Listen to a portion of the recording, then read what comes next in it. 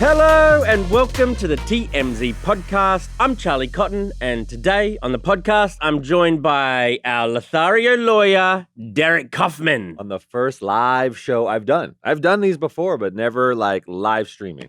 And you say a lot of cancelable stuff. Yeah, we have to clean up a few things and edit usually, so I'm going to be on my best behavior. Well, let's see. Let's see if we can hold you to that or if maybe you let slip. We'll talk about the Victoria's Secret show last night. It returned after 6 years hiatus. Some people saying it's woke. Other people kind of enjoying it. Yeah, it's a mixed bag. Good to see the Angels back though. Yeah, the Angels are back. Britney Spears, she had an interesting confession last night on her Instagram talking about all the girls she's got a crush on. Man, her Instagram is just a live stream therapy session. It is. I feel like, yeah. It is. And finally, Dancing with the Stars. Big news. The showmance that wasn't, Brooks, Nader and Gleb were eliminated last night. So everyone's But does the romance continue? Good question. We'll see. Good question. To begin with, Victoria's Secret show is back. A lot of people saying it's woke now. Why are people saying that? What do you see? What do you see about it that's woke, that has sort of changed in the culture over the past 6 years when they come back? Plus size models and trans models. Yeah. Which, personally, I think is great. It's inclusive now. I mean, they still have the stunning conventional beauties walking down that runway. It now just is a bigger tent. If you're complaining about this, you're kind of a jerk. If they had replaced the Victoria's Secret models that we know and love and only had the newer brand of models, I could see a complaint being like, I like the old version. But now they've just made the tent bigger, right? You still had Tyra out there. How good is it to see Tyra Banks? Well, she's the OG. Yeah, but to the critics' point, she's kind of old right now. You know what I mean? Yeah. I assume they're like middle-aged men they grew up with the Victoria's Secret fashion show being like, they're like sexy night, like when they'd sit down in front of the TV of these girls. But now it's more about, I guess, fashion and inclusivity. And it's more of like a show for everyone. I watched it last night with my 4-year-old. Oh, interesting. How did Peach like it? She liked the wings. Yeah. And it's very festive. Color. It's over the top. But it's not like... It's like a kid's show. It's not as sexual as it used to be. It's more sort of it's more of a fashion show. Yeah, I think if you were to ask someone like Charlie Neff, your usual co-host, she would say the Victoria's Secret show is always about fashion. And it's you creepy pervs who watched it for the angels and the skimpy outfits. I think it was probably both. I think the producers really wanted the creepy pervs because it drove ratings and all of that. But, it's sort of nice in a way to sort of shift. It always felt dirty. If you're really interested in just perving out, the internet is a beautiful place. You can go many, many places. If that's your interest, I got a lot of sites for you. I'll give you some recommendations. You can now. But in yesteryear, that's why the Victoria's Secret show, before the dawn of the internet, it was like perverts play. Oh, yeah. You used to get the catalog and you would run to the bathroom. All right. No, but it was like a thing Chill. in my day and age when the Victoria's Secret catalog came out, the paper catalog. You just leaf through it. But now you don't need that. The world has changed and it is, I think, kind of nice. I wanted to have a take on this, I hate the, woke culture coming in. But when you watch it, it's just sort of lovely. Yeah. To include everybody, everyone seems really happy to be involved. It is sort of a cultural touchstone at this point, right? The Victoria's Secret fashion show. Why should we elbow out certain types of models? Yeah, and they had good... You don't want to watch at that time? Go get a snack. Right, go get a snack. They had Cher, Taylor, and also Lisa from Blackpink. Gigi Hadid and Bella Hadid, they both walked the runway. But interestingly... They're in their prime, though. This is their peak. They are Victoria's Secret right now. I think they are sort of the face of it. But interestingly, Irina Shayk also walked the runway. That's interesting because... You tell me, Bradley Cooper? Yes! Yeah. Bingo! Bradley Cooper link, obviously Gigi with him now. Irina, they share a kid, him and Irina. Yes. So they were in the same, they were backstage Is together. Is there friction between them, or are they sort of mature about this whole thing, at least publicly facing? Does Gigi ever make any sort of sly comments? I don't think sly comments. No, she's really like professional. I find that she doesn't get in the muck too much. I sort of regret it because I wish she sort of like took the gloves off every now and Well, then. she was with Zayn, right? And there was all this crazy stuff with her. She stayed above the fray with that as well. Her mother was dissing Zayn, but Gigi did stay above the fray. She let Yolanda do the dirty work. The final thing that I found interesting last night about the fashion show is Kate Moss's daughter made her walking debut. Yeah. I assume it's not the first time she's ever walked, but maybe on a runway potentially. This is the kind of stuff that starts to blow your mind because Kate Moss was the model of my youth, and now her daughter is the next generation. Sort of makes you feel a little bit old. It's like watching Bronny James for LeBron, right? It's sort of like really thunders home that, wow, it's time to step aside. But also, like,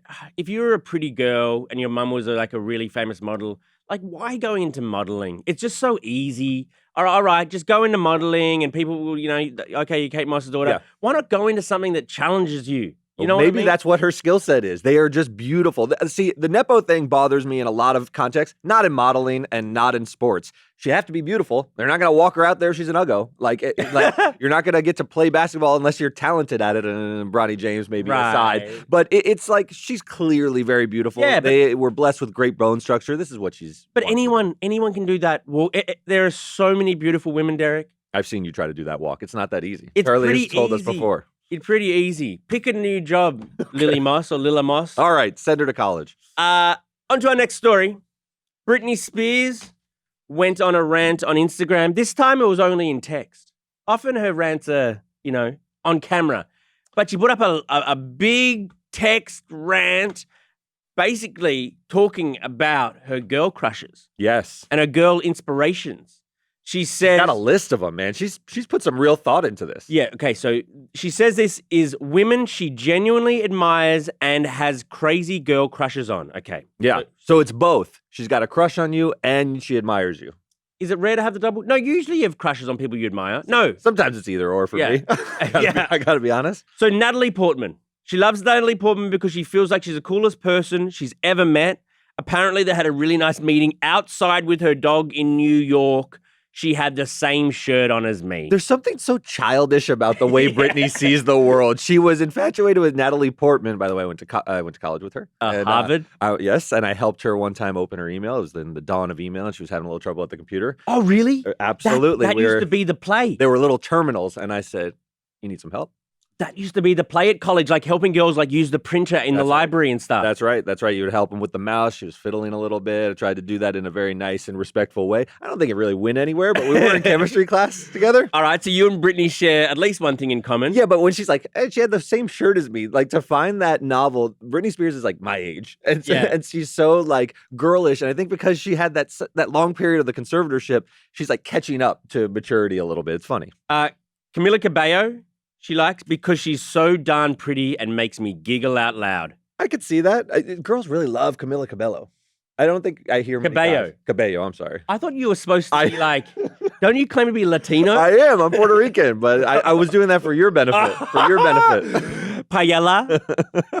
Quesadilla? I love a paella. She says, Kendall Jenner, is it even normal to be that pretty? No. Yeah. It's not normal to be that pretty. That's why she's very famous. I feel like she and Jason Beckerman would have a lot in common with this list. She finished up by saying Selena Gomez, Drew Barrymore, they're literally so gorgeous. Yeah. Drew Barrymore was an odd inclusion. It's like all of these people are fairly, I guess it's a age range, right? Natalie Portman and Drew Barrymore, though, is like an elder statesman of cute. You know? She would be very flattered to be included in alongside Kendall Jenner and Yeah, she's best. Finally, in this post, she says that she's writing a new novel. She's writing a new book. What didn't she cover in the last one that she needs to cover in a new book? I just like to think of her sitting down at a nice old-fashioned typewriter and banging on the keys. I don't know what she left on the table, really. There's not much meat on the bone to begin with. I wasn't all that interested in reading the initial one, but I think Charlie Neff did and said it had a lot of revelations. We certainly covered some of them. What's left? Is this the post-conservatorship life? Are you going to get more on the Sam Asghari stuff, maybe? I don't know. It just occurred to me, she wrote the word novel instead of memoir. Oh, she it's might fiction. She might be writing fiction. Oh, man, you're maybe like 100% right. A gray, what are they, 50 Shades of Grey type? Yes. I could see her writing like a sexual type romance novel. Yes, or I could see her doing like a kid's fantasy. She's got like I said, like kind of a childish approach to the world. Maybe she writes the next like Harry Potter or something. I could see it actually. A kid's book, I could see her doing quite well. Wild Flights of Fancy. I love it. I want to see it. I'm more interested in that than the memoir, actually. Yeah, I want to see how that brain works. Okay, on to our final story here. Dancing with the Stars was last night. And fans rejoice after Brooks Nader and Gleb Savchenko, are they a couple? Are they not? Yeah. They were axed. No one cared. No one bought into their BS storyline. They're gone. Yeah, it's about the dancing, okay? The show has integrity, and they didn't they got 8s across the board for, a solid 32 out of 40. Not bad by the judges. Not bad, but, you got to have a few 9s in there if you want to compete. Right. At this stage of the competition. We've gotten through sort of the gimmicky ones, right? The ankle bracelet on, what's her name? Anna Delvey. Right. And we've had, obviously, the drama going on in this season, at least with the former dancers, but I never really bought into this showmance either. No. I thought it was a little thin. You got to either really lean in hard or play it super subtle. They sort of went in this middle realm where they were like teasing and winking at the camera and showing a little bit. I was like, I'm not buying it. They leaked video and it was like, being inside like a company like TMZ, I can see these, leaked fake videos coming a mile away. You have a good sniffer for that. I have a great sniffer for that. You're very cynical. Very, very, very cynical.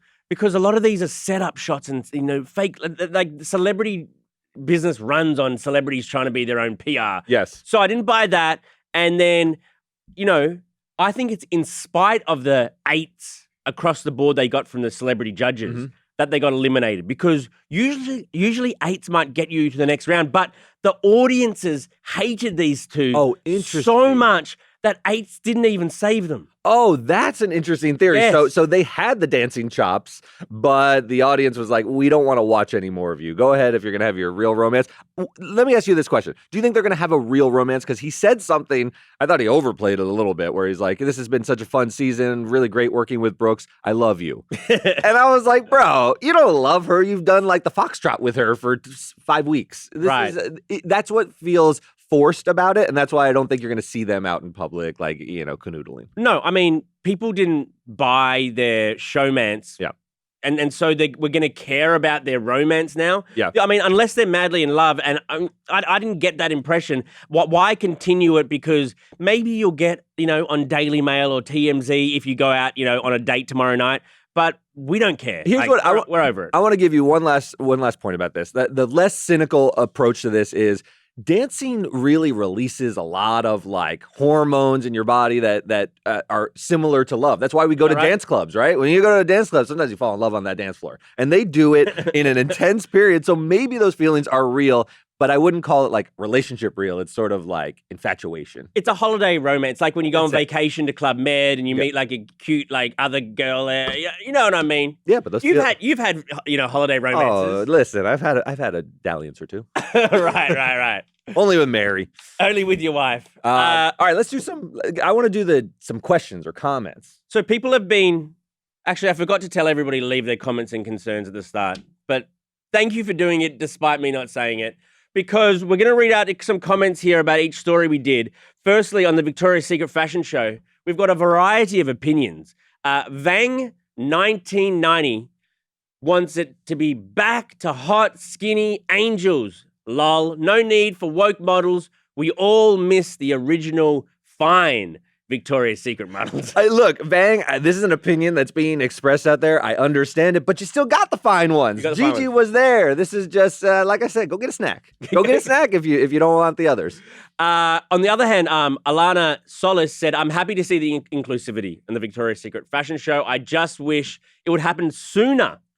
Yeah, I mean, I think a lot of people were saying even during the time this felt a little icky, right? And we now know, the Victoria's Secret founder is like a guy who has like a sort of colorful past with Jeffrey Epstein. Yes. Yeah, so the whole thing has now sort of felt icky. I think they're really pushing for a rebrand, and I thought they pulled it off. On Britney Spears, she revealed her girl crushes, has the same girl crushes as Branson. Damn, Brance. Look at Brance shooting his shot at Drew Barrymore. Is that comment coming from within the building? I think that's Branson sitting over to my right. Branson. Which one on the list, Branson? Is it Drew Barrymore? Branson is, of course. Oh, he's a Selena stan. I've never heard like a guy go, "Oh, Selena, that's just my jam." Can't just eat Branson on a Friday night. I got to get home and watch Only Murders in the Building. A new episode. On the Brooks Nader stuff, David Zaldivar. He doesn't care about these two either. He's over these two. Yeah. Thank you, next. Yeah, I'll second that. I think now that Brooks and Gleb are gone, I'm ready to move on. We have some miscellaneous comments. Apparently, we're in Colombia right now. People streaming from Colombia. Besitos to Charlie from Colombia. Besitos. Besitos. See, she heard when I said Camila Cabello. Oh, I messed it up again. Camila Cabello. Camila Cabello. And MM says this is his or her favorite podcast. What? Nice to have the option of watching Gonna Make a Pumpkin Cake. You really struggled with reading. That was just a few. I saw you squinting at that. She's going to go make a pumpkin cake, and I would like her to send a slice. I've had I think I've done the live show with you, Devin, and Charlie Neff so far. Yeah. And all of you have said that I can't read. I want to know, of those three, who got besitos? Only me. They said besitos to Charlie. Oh, man, those besitos weren't even sent to me. They don't say that you got any besitos. Annie Buchagro, go ahead and change your comment. Modify it. Modify the comment. All right, Derek, thanks for joining me, mate. All right, a lot of fun, man. And we'll see you guys here tomorrow. Goodbye.